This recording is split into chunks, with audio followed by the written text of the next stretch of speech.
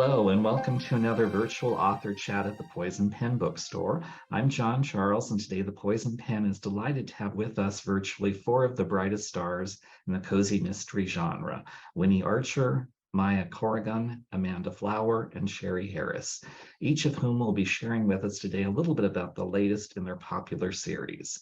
Before we begin, I do want to let those listening in know that the Poison Pen does have copies of all of the author's new books, and we would be delighted to hold them for you at the bookstore to pick up or put them in the mail to you. Just give us a call at the Poison Pen or go online, and we will be happy to connect you with these really fun new reads. And now I'd like to welcome Winnie, Maya, Amanda, and Sherry. Thank Hi, you. thank you for having us. Thank you for joining us today. My first question is, like many readers, I'm fascinated by who an author was before they started writing, because sometimes that shapes their writing career. So I'm going to ask you to tell us a little bit about yourself before you became a published author, and why don't we start with Winnie? Okay, well, I was a middle school teacher for a long time and a mom of 5, and I started writing after I decided to stay home after my second son because my entire salary was going to daycare. So that was kind of the impetus to keep my brain from turning to mush in toddler world. And mysteries were a natural thing for me to write because I grew up on mysteries and, Nancy Drew and Bobbsey twins and Agatha Christie. And, so when it came time to actually think, well, I can do this, writing a mystery was the way to go. And I've been really fortunate to be able to leave the classroom. I loved my years teaching, but I'm happy to be able to be a writer full time now. That's great. How about you, Maya? I always wanted to be a writer and wrote my first novel when I was 13. However, money sort of led me to adopt a different career. I got a PhD in English, and I taught English literature, American literature, and writing for about 20 years, including a course in the literature of mystery and detection. And my mother was a great fan of mystery writers and would come home with a stack of mystery books from the library every week. And so she kind of hooked me on mysteries. I spent a few more years trying to make money before I finally decided I really have to get into writing if I'm ever going to do it. But I have a number of unpublished manuscripts in my drawer, as I'm sure a lot of us do. So it took a while, but eventually I got to do what I wanted to do when I was 13. That's great. Amanda, what about you? My story is pretty similar to Maya's. I've pretty much always wanted to be a writer since I was a tween, like 11, 12, 13. So my dad was an electrical engineer, and I told him this, and he was a very practical man. So he sat me down at the kitchen table and we made a list of every career I could have until I make it as a writer, as my, because he said he wasn't going to take care of me until I make it. So I was probably 11 and he did that, and we came up with a list and we ended on librarian. So at 11 years old, my dad and I set a course for the rest of my life, essentially. We made a plan, which I executed. And then, so I was a librarian, until 2018 is when I felt confident enough to retire from libraries. And since then I've been writing full time. And then mystery for me too, like Maya, was the natural choice because that was what my mom read, and she was a voracious reader. Same thing, huge stacks of mysteries from the library, and I would sneak them when I was a kid, take them out of her stack. So, and I really have never considered writing any other genre. I told my agent, I'll write, if you want me to write a space mystery or a Amish mystery or a historical mystery. I was like, as long as I can kill someone and then solve the crime, I'm in. But I don't want to write outside my genre. Well, that's interesting. Sherry, what about you? Yeah, I love hearing your stories. That's so fun. I have wanted to be a writer since I was really young. My favorite books when I was a kid were the Betsy Tacy books by Maud Hart Lovelace. Mhm. And Betsy wanted to be a writer, so I wanted to be Betsy, so I wanted to be a writer. And like the rest of you, our house was full of mysteries and thrillers and romantic suspense. And we still, go, have you read this? Have you read that? And love to exchange books. And I was in marketing for a while and for a financial planning company. And so writing ads is pretty much fiction too. I did that. And then my husband was in the Air Force and I followed him around. It's very difficult to have a career. And I started writing. And like Maya, there's a book or two in the proverbial drawer that'll never see the light of day before I got my first series published. Hmm. Okay, let's switch gears and have you talk about what's going on today, your current release. What can you tell readers about your new book in your series? And we'll start with you, Sherry, this time. Okay, well, Rum and Choke just came out on December 27th. It's the fourth book in the Chloe Jackson Sea Glass Saloon Mysteries. And Chloe was a librarian, a children's librarian in Chicago, and made a promise to a friend that if anything happened to him, she would go help his grandmother run her beach bar. So unfortunately, something happens. She goes down to the Florida Panhandle to help this poor little granny run her bar, and instead finds this feisty, Southern, strong 70-year-old woman who doesn't want her there. Mhm. And so she has to kind of lie her way into staying. But as the series goes on, they find some common ground. They learn to care for each other and their bond between her grandson and Chloe's friend. And so in this book, Vivi, who is the bar owner, and the bartender convince Chloe to represent them in the barback obstacle course, which is going to be in 10 days. And she says, okay. And then they tell her that other bars hire ringers, so professional athletes to come in to run the obstacle course. And one of them ends up dead. And Chloe and a friend discover the body, and it looks very bad for them. And in the meantime, there's a treasure hunt for a lost pirate's treasure, and she's trying to hire new help for the bar, but keeps telling them where to find other jobs. So it was a lot of fun writing. It sounds great. Amanda, you have a new addition to your Amish series. What's that like? Yeah, the newest one is Honeymoons Can Be Hazardous, and it's the fourth book in the Amish Matchmakers series. For those who might not know, the Amish Matchmakers series is a spin-off of the longer running Amish Candy Shop Mysteries, which there's 8 books in it now, and there'll be at least 10 for the Candy Shop. And I think there's 2 more of the Matchmaker as well. But it is about, they're so much fun to write because I call them my buddy books, because they are really 2 best friends sleuths, although my main character is Millie Fisher, who is an Amish widow, and is also the matchmaker of her Amish community, where she helps young Amish couples meet each other and talk to their parents about whether or not they want to get together, and the whole courting process in the Amish. And her best friend, Lois Henry, is not Amish. She's been married 4 times. She loves costume jewelry. She has purple hair. She's wild and crazy, and they're both in about 68 years old. So they just get in all kinds of hijinks together.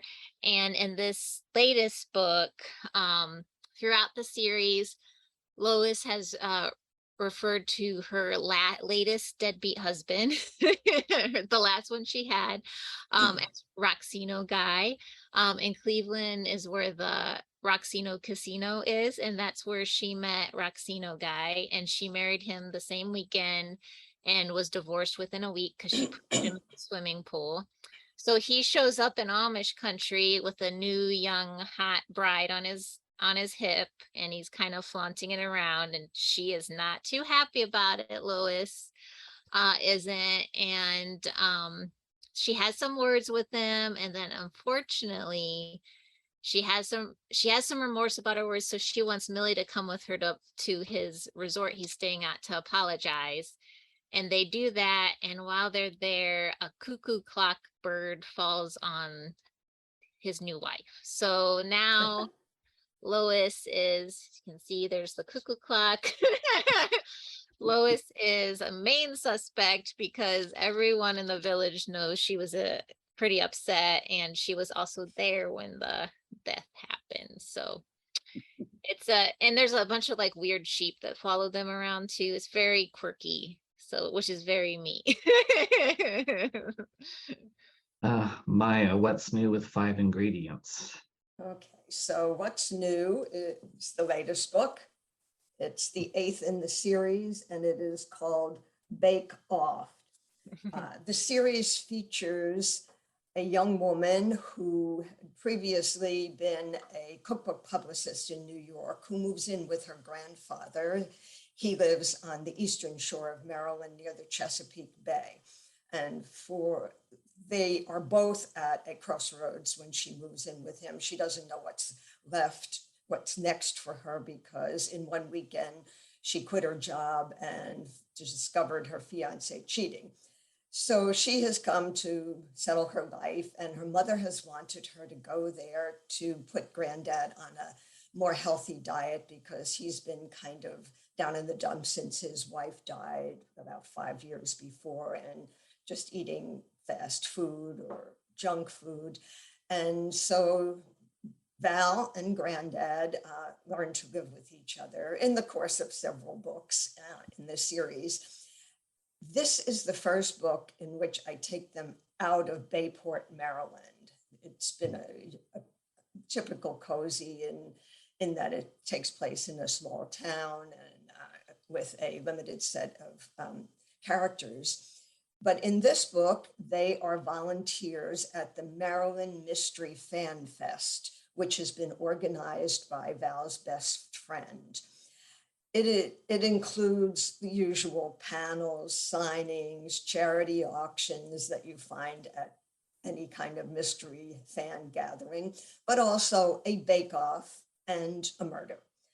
So I was kind of interested in exploring the whole idea of what would happen when a bunch of mystery fans who love murder on the page confront an actual murder in their midst. So some of them, just to give you a little background on the murder before I give the reactions, there is a bake-off at the Fan Fest, which is not a usual event. And the contestants, who include Granddad, who has a codger cook recipe column that he writes, the contestants have to play the roles of cooks to famous detectives. So Granddad has been given the assignment of being Fritz, who is the gourmet chef to Nero Wolfe. And his competition includes Mrs. Hudson, who cooks for Sherlock Holmes, and Bunter, who is played by someone who's gone to the Culinary Institute classes. So Granddad has stiff competition, but he finds a treasure that helps him actually get a 5-ingredient Nero Wolfe recipe. So he's in his element now. He never cooks with more than 5 ingredients.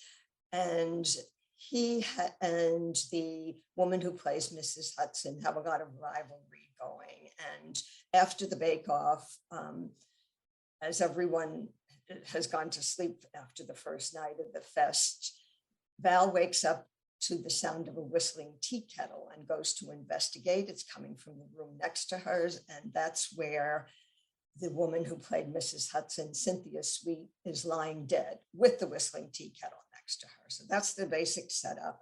And some of the fest goers just figured this is a murder game that the organizers have set for them.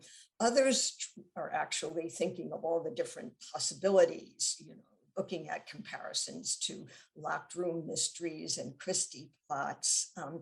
One of the things I enjoyed doing with this is I included a true crime case that actually happened on Maryland's Eastern Shore, which occurred after a murder mystery dinner, in which two people who attended the dinner go to their room, and then one of them is found dead. And this happened about 10 years ago or so. So I included that. That mystery was solved. The one in my book wasn't. This was a lot of fun to write. It reflects my love of mystery events and of classic mysteries with a lot of echoes of Holmes and Poirot, false identities, wills and inheritance, reenactments of the crime. I had a ball, and I wrote it because I couldn't go to any mystery events for 2 years. That's great. Winnie, what's happening with Bread and Murder?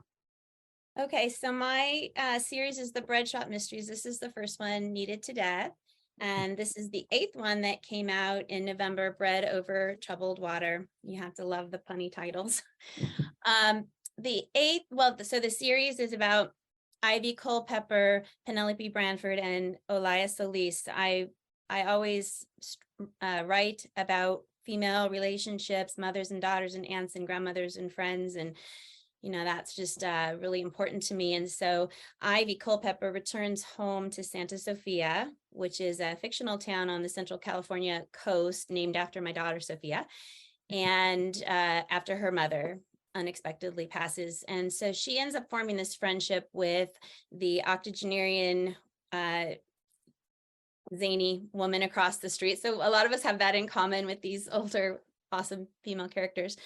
And that's Mrs. Branford. And then Elias Solis owns the bread shop, Yeast of Eden. And so Ivy begins a class there, and that's how she kind of becomes associated. And in the 8th book, she and her fiance, Miguel Baptista, who's a restaurateur, are having an engagement party. And, there's a dead body that Agatha the pug, who is modeled after my pug, Bean, but Agatha's on all of the covers, which is fun, and she noses around in the park where they're going to have this party and discovers this dead body. And it's tied to the bread shop because this victim had been at the bread shop earlier that morning, and there's this suspicion that it happened there, possibly connected to the bread. So Ivy gets involved because her friend Olaya is potentially accused. So it's a lot of fun. Each of your series is being marketed as cozy mysteries. For those that are listening in that may not be familiar with this subgenre, how would you define a cozy mystery? What do you think are the key ingredients you need to have? And I'll just open it up to whoever wants to start. Well, I teach. Go ahead. Funny, we all go at the same time. I think I'll just throw out a couple because you all will have others, but usually an amateur sleuth in a small town or a tight-knit neighborhood in a big city that usually has some kind of unusual career, perhaps. So I'll leave it at that and let you all take it. Well, there's a set of things a cozy mystery is not. So it's never gory. There isn't excessive, well, there isn't violence aside from the murder, of course, but it's never anything that you actually, never in a scene where you actually experience the reality of a murder or violence. There's also never any cuss words. That we want all our grandmothers to be able to read these books, and there's also never any explicit sex on the page. It's just a set of taboos, which I guess we all adhere to. That about sums it up, I think. Yeah. I would just add that also this usually has a humorous tone, I Mhm. think. Mhm. And there's usually like the side characters are really important to the protagonist's life. Like even if they're not involved directly in the murder, she takes them along because the people in her life, and I'm saying her because that's most common. There are male cozy leads.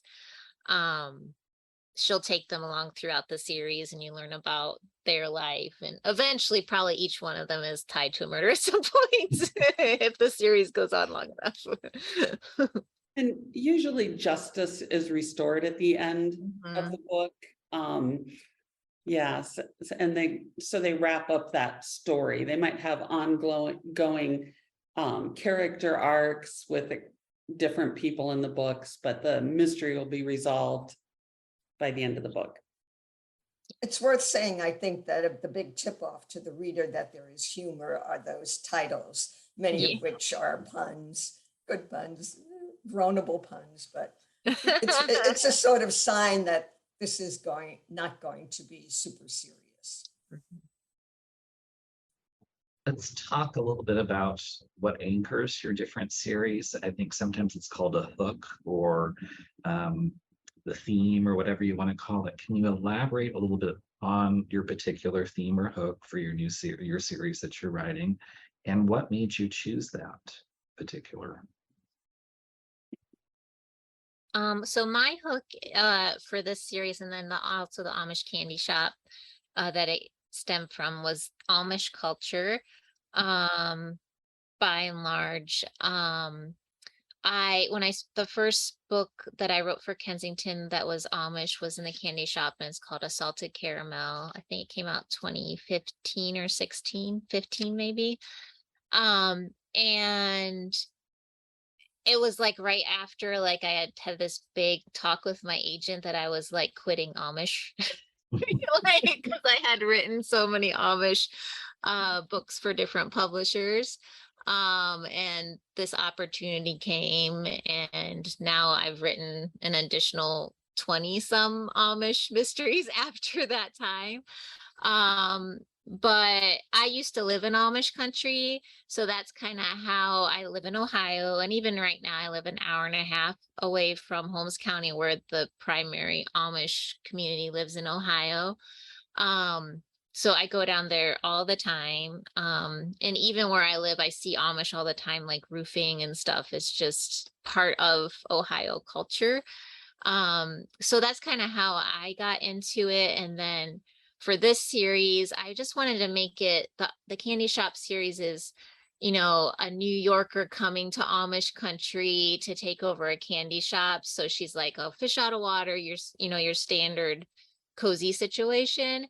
And when they asked me to write a spinoff, I wanted it to be as different from that as possible, because I didn't want people to be like, oh, it's the same book in the same place, So this is someone that grew up there. She's in her 60s. She's a different generation when Amish culture was even stricter. So it's like she has a completely different worldview than my other character. And also she's a matchmaker. So it's really fun to also show people how the Amish navigate romance, because I think a lot of people think that Amish are arranged marriages, and they're not.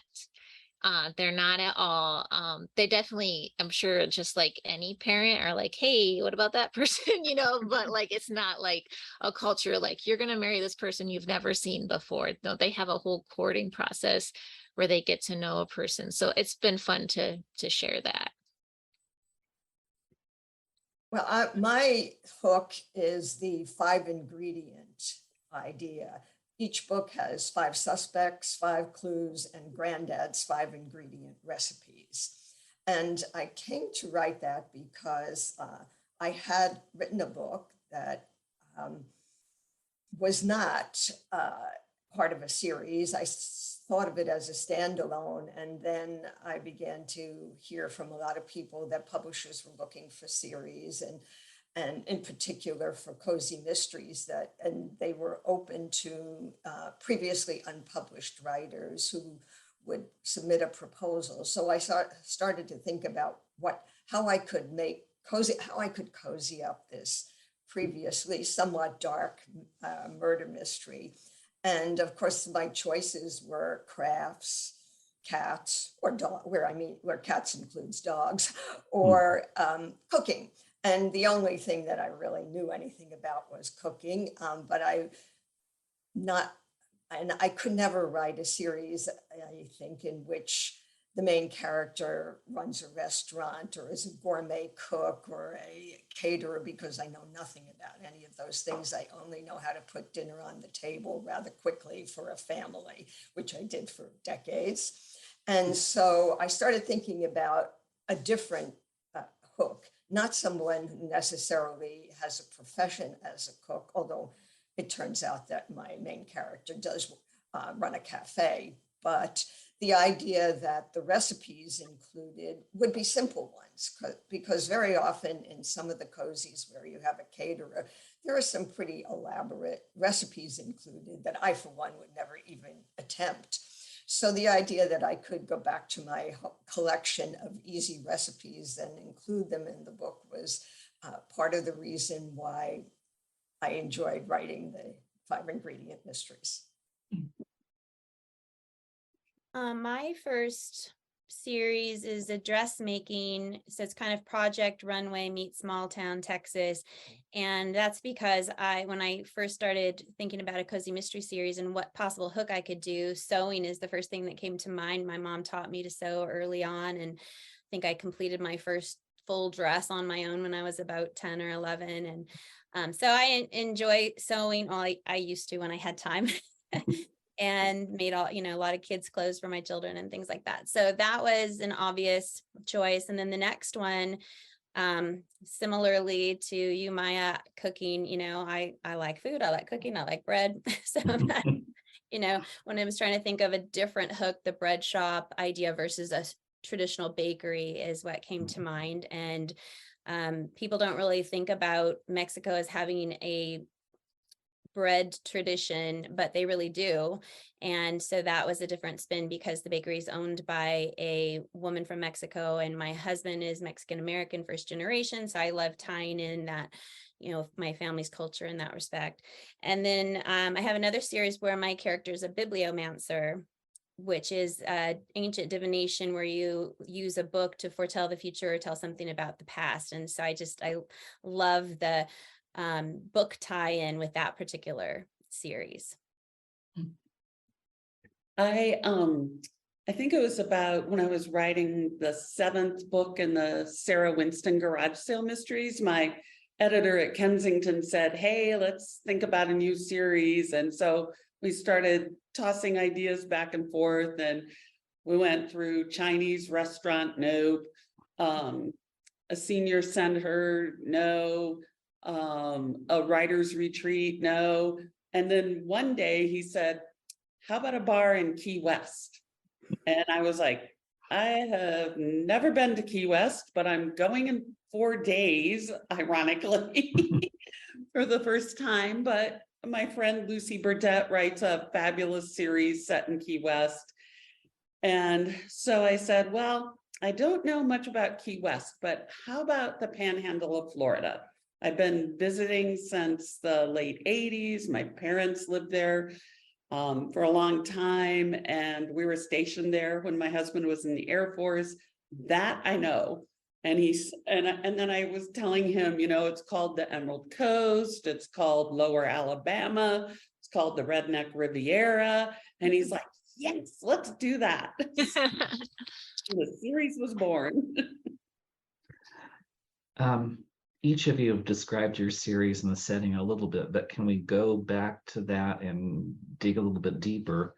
When you chose the setting for your series, I know a lot of authors go the fictional route and some choose the real route. Can you talk about your setting, whether it's based on a real, if it's fictionalized, whether you went real? Setting is the overall question, so we'll go with that. I'll go first this time. Yeah. So my settings I have multiple series, and I have only one that's set in a real place, and that's my Lola Cruz PI series, and that was set in Sacramento. I lived there for a long time. I researched, I went to the places that I wrote about, and even so, I got emails saying that's not correct. And so after that, I just decided, okay, I'm going to go fictional with my settings, which is what I did. And so I created small towns similar to towns that I know. So Santa Sofia would be similar to Capitola, for example, or kind of a cross between Santa Cruz and Santa Barbara. And Devil's Cove in my Book Magic series on the Outer Banks is kind of like Roanoke near Hatteras. And Bliss, Texas is just, you know, small town anywhere, Texas. And so I love the small town setting, and that's always what I operate in with my cozy series and my mystery series with cozy elements, rather than a big city and with tight-knit community, which was mentioned earlier, with the exception of that Lola Cruz series. And that's because I live in a small town. It's super I quaint. didn't get that. Could you try again? I live in a small town that's really quaint, and I love to write about similar, and you know, the close-knit community and the quirky characters and the beach in particular, minus the Texas setting. I never lived in a small town. I grew up in a city, the big city, New York, and now I live in a suburb. And after that, I lived in a suburb of Washington. So, but we always went to the beach from our suburb in Washington and headed to the what's called the Delmarva Peninsula, Delaware, Maryland, Virginia. And each of them has beach property, but always when we were making that trip, we went through the eastern shore of Maryland, which is full of really picturesque, very historical towns, many of them dating back to colonial times. It was a fishing area and a farming area, and to a certain extent, it still is. I mean, these little towns are surrounded by farmland. People make their living from the catch of the bay. And so it had everything it needed for a good setting, for a cozy mystery. And the model for my town, which is fictional for the same reason that Melissa's town is fictional, the model is a bit like St. Michael's, Maryland, or Chestertown, Maryland, which are, you know, kind of small towns. And but particularly St. Michael's is one where that attracts a lot of tourists. They have antique shops. They have people who go duck hunting and fishing. And they also have the nearby terrific estates on the water that attract rich people. So it was not unusual in the early 2000s for Donald Rumsfeld and Dick Cheney, both of whom had estates on the Chesapeake Bay there, to walk around with shoulder to shoulder with watermen, which is what they call the people who are fishing in the bay. I mean, so it's a real mix of people, and that's one of the reasons why I chose it. And it's very easy to bring a whole new group of people in.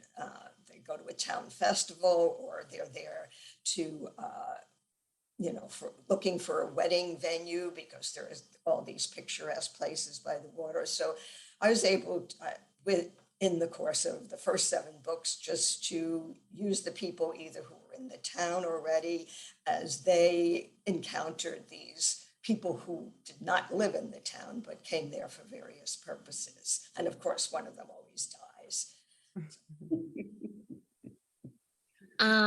In my series, and particularly this one, of course, it was the Amish community. So it was really determined. There's lots of different Amish communities in the state of Ohio, but the largest is in Holmes County. And I picked that because that's where, when I was a librarian in Amish country, that's where I was. So I know the area.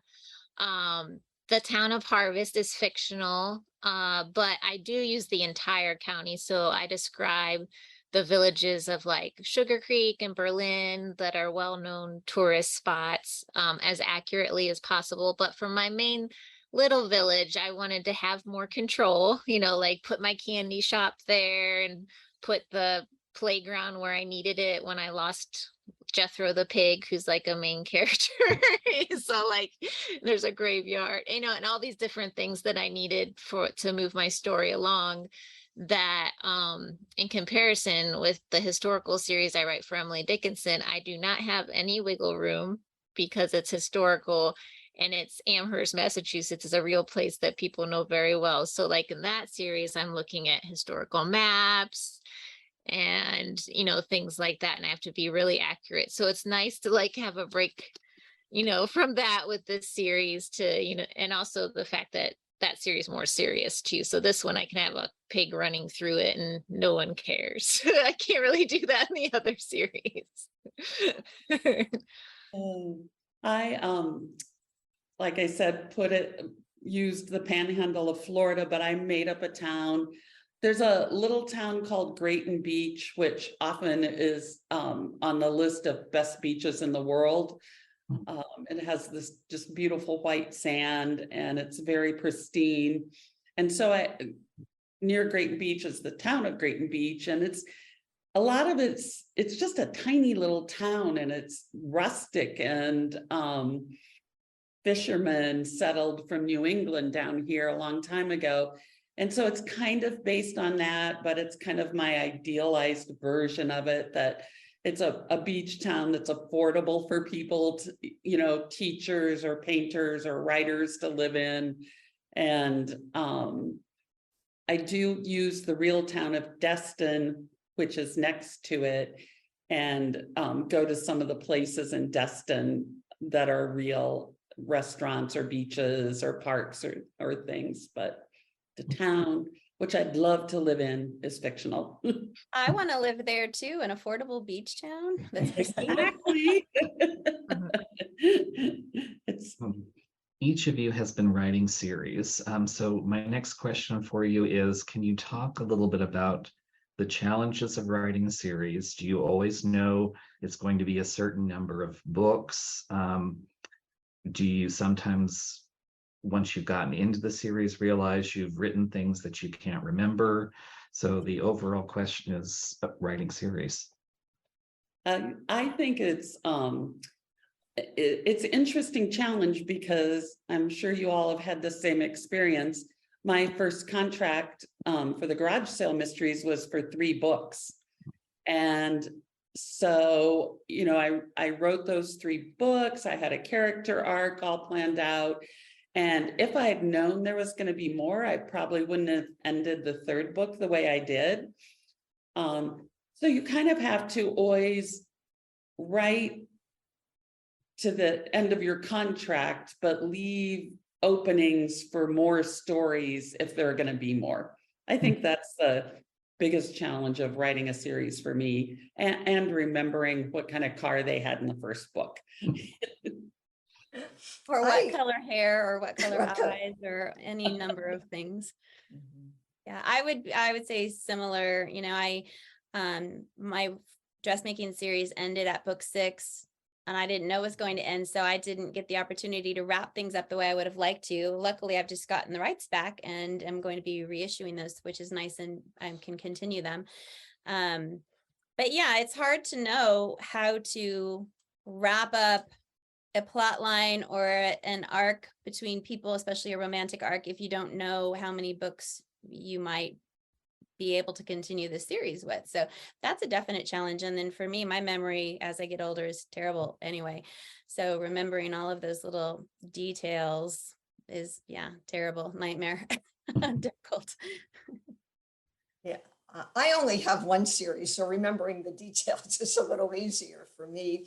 But I also only had a 3-book contract and thought that was going to be the end of it. It was a total shock when I heard that the publisher wanted more books. And for me, the way that I keep engaged is to have a little reset after a set of books. So starting with the 4th book, I decided to tap into my background a little bit, and that was called The Telltale Tart. And it has to do with a lot to do with people who are Poe fans, and that's the set of people among whom there is a victim and a murderer. And then threw in a little history with the Titanic in the 5th book. And again, I thought that was going to be the last one. Nope. Some more. Would you do a Halloween book and a Christmas book? So I had a little fun with the costuming in the Halloween book, where characters dress as ghosts or people who are haunted from literature. And what was next? The Christmas book, Ginger Dead Man, where there was a festival dedicated to Charles Dickens and A Christmas Carol. So I've been able to do a little reset as each new contract comes in with, kind of a different point of view, and bringing in new characters, especially starting with the 7th book. And they're going to continue on, 6th book, starting with the 6th book. I have a whole set of a new group of characters who moved to town. So a little reset now and then always helps with a series. Yeah, I would say the memory thing is a major issue for me, especially if you have a long running series. And if I had written a character Bible way back, when I started writing the first Amish candy shop book, I think I wrote it in 2014, it would make my life a lot easier right today. Just to know who their names and how all the Amish people are related to each other, and colors of eyes are another problem I have.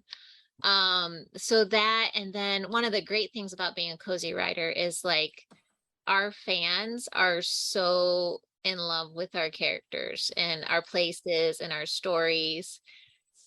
So it is hard when you write a series, because as an author, I think sometimes readers think it's our choice that a series may come to an abrupt end, and we don't tie everything up. And, I definitely still have series that ended abruptly because publishers went out of business, different smaller press early in my career. And people are like, when's the next book? And you're just like, I can't do anything, and it's hard to explain that. So I think that's the challenge for me is just, trying to navigate that, because it's so hard. You want to say like, yes, someday I'll write it, but like, when was that? I have a series that stopped abruptly in 2012. It was my first book series. It was only 2 books, and then the publisher dropped the mystery line, and I still get emails like, when's the next book coming? I was like, I do have the rights back, but when will I have time to write and publish an indie book for this series? So that's kind of a challenge. My next question for each of you is, as hard as it is to imagine, there are people out there who have never read a cozy mystery. So we have to start from that point. If you were to encounter one of these people and they said, I'd like to read something cozy, what would you suggest to them? What were the authors or books that got you hooked on the cozy genre? I can go first for that one. So I started reading cozies because my mom read cozies, and this was back when I don't even know if they had the moniker cozy at the time. This was like I was probably in middle school, so like the 90s. And so she was reading like Donna Andrews, Erlene Fowler. So those were the authors that introduced me to the genre. And then I don't know if you remember back then, like Kensington used to release cozies in these hardback little chunky books. Mhm. I thought they were the cutest thing in middle school. I thought Yeah. they were so cute. Joanne And Fluke's first book was what released like that. yeah, so I would go to the library and get all these like chunky little Kensington books. And now the fact, you know, 20s, all these years later, I'm writing for Kensington. And I remember when they picked me up, like to add me to their corral of authors, I was talking to my editor. I was like, I loved your guys' chunky little books. And he didn't know what I was talking about because he was a young editor at the time. I was like, no, it was cool. Like, you should bring that back. It probably wasn't cost effective, but it was cool. For me, I honestly didn't even know what a cozy mystery was when I first started writing them. I had my PI mystery series, and my agent and I were talking, and she said, you should try writing a cozy because you have a great voice for that. And I was like, what's a cozy? So I went to my bookstore, we had a used bookstore, and I just bought a stack and proceeded to read and love them. But some of my first that I guess kind of got me interested, and I thought, yes, I can do this, was Avery Ames, her quiche, the long quiche goodbye, I think it was. Kate Collins and her Flower Shop series. I read that early on. So there were just a few that stick out in my mind, but I just read so many at the beginning. I think they kind of blur together before I actually started writing them. I actually started with what you might call pre-cozies. I mean, they were cozies as you look back now, but they were never called that. And so I was reading Carolyn Hart's books, Joan Hess, Dorothy Cannell. I mean, and all these books are available, and they're great fun, and they're really good mysteries. Who else did I say? Nancy Picard did a series like that. And just bringing it up to the present, one of my favorite writers is Roberta Islev, who also writes as Lucy Burdett, and Sherry mentioned her. I mean, she now has a Key West food series, but she previously had a golfer series and a psychologist series, and I've enjoyed all of her books. I am going to go way back to and Lillian Jackson Braun. Oh yeah. Oh yeah. Yeah, that series was fabulous. And Anne George Southern Sisters series. Those books are so good, and so they really had the humor in them, and likable characters and everything. And right before I got the chance to write the proposal for the garage sale series, I'd edited Clammed Up for Barbara Ross, and it just was so good and warm and humorous. And it's not ha-ha humorous, but she just always has these interesting little asides and observations that I really loved, and the quirky characters, and it really inspired me when I was writing the garage sale mysteries. That's great. We are rapidly running out of time, but before we have to conclude, I do have a question for each of you. So I'm going to start with Maya. You wrote a really fabulous piece on the roots of the culinary mysteries, and I don't think people realize how far back it goes. We think it's a modern kind of concept. Can you tell us a little bit about that, and how authors like Rex Stout and Dorothy Sayers really introduced mystery readers to food? Yes, food is really part of not just cozy mysteries, but part of mysteries from the start.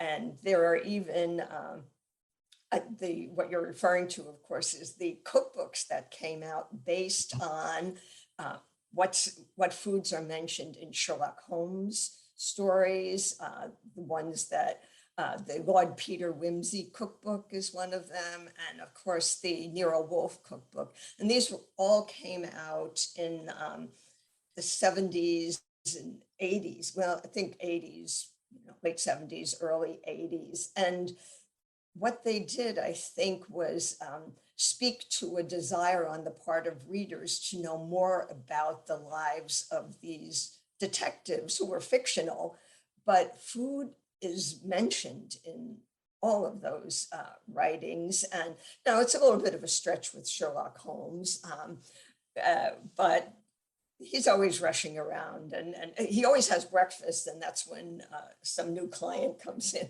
the middle of breakfast, or they're on the road and they go to train places and train stations to have tea.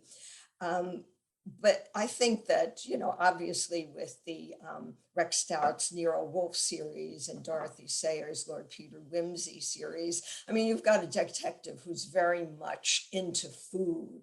And food is the meals that they are eating are described, and they're really rather gourmet meals. So it wasn't such a stretch to come out with cookbooks like that. And I really think those cookbooks were very popular. In fact, the Nero Wolfe one went into a second printing in the 1990s. And they were really responding to readers' desires to know more about how everyday things happened in the lives of their detectives. And they were precursors, I think, of culinary mysteries. It's great. Amanda, you've written so many books about the Amish. Why do you think people are so fascinated by them and their culture? Yeah, it's really interesting for me because I lived in Amish country, and it wasn't until I moved back to like a more urban area that I actually started writing about them.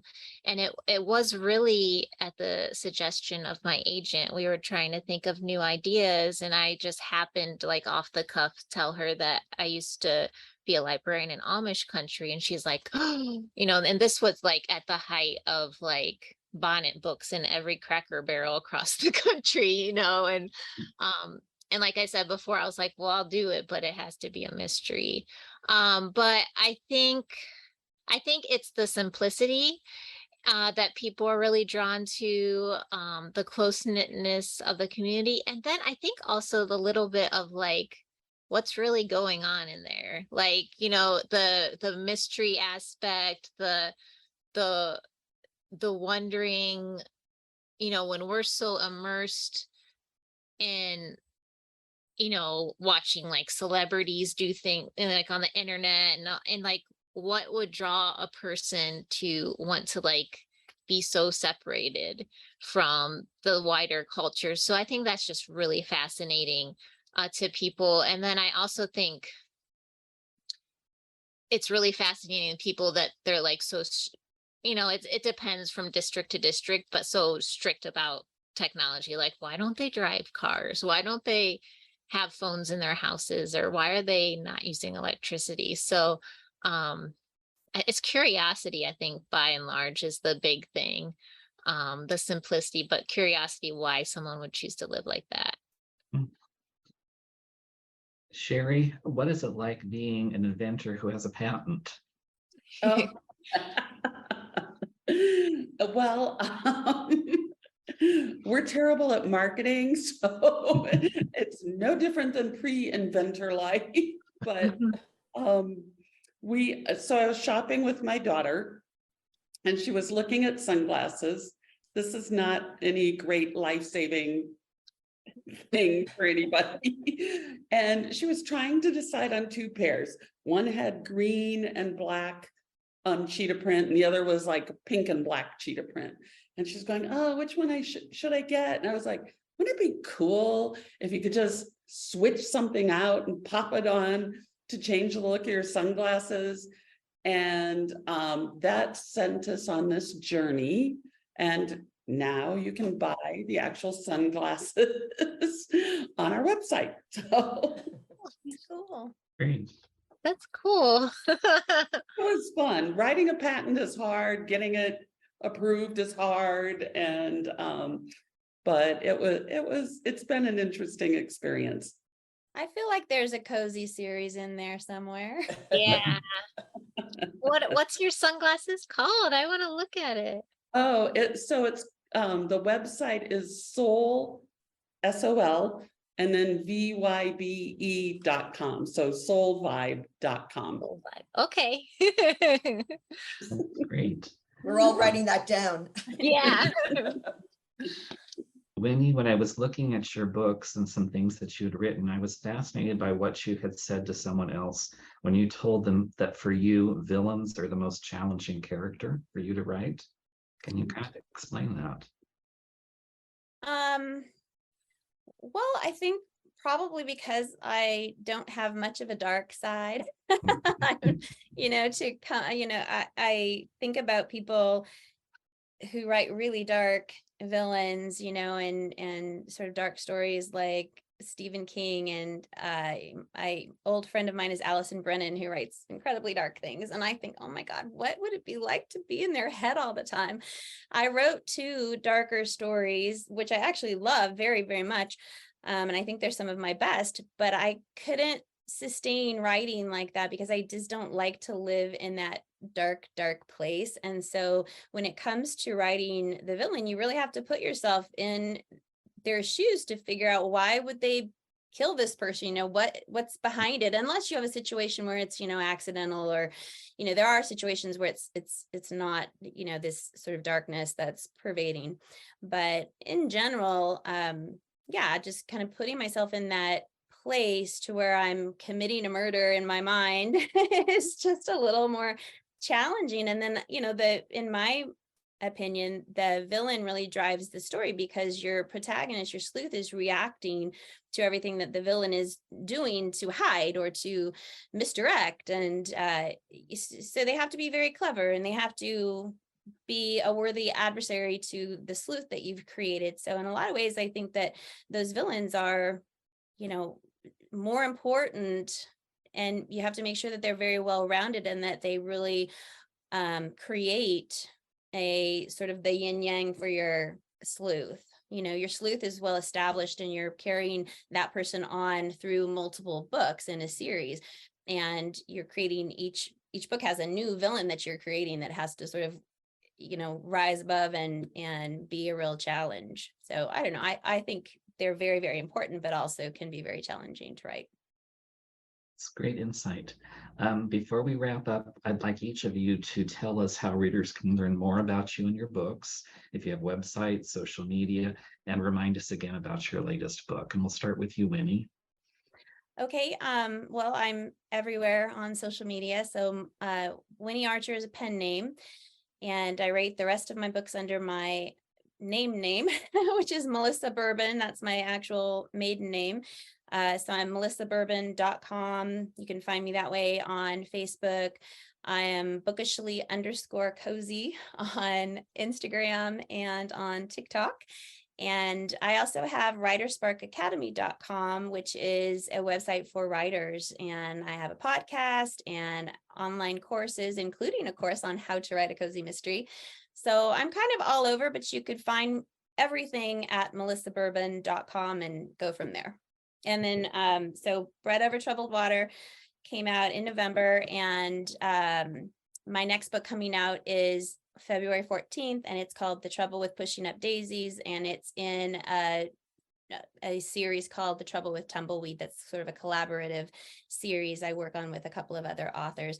And then my dressmaking series, 3 of them re-released late in 2022. The next 3 are coming out next month, and then I'll be continuing that series with a Halloween installment. So lots of things going on.